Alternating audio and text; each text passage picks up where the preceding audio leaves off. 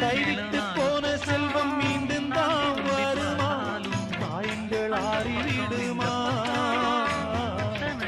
காலம் மாறி வருமா இருந்த வானம்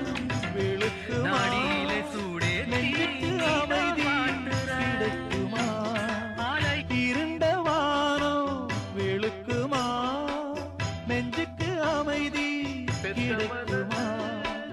அம்மாடி என்ன செய்ய மன்னிக்கணும் என்னத்தான்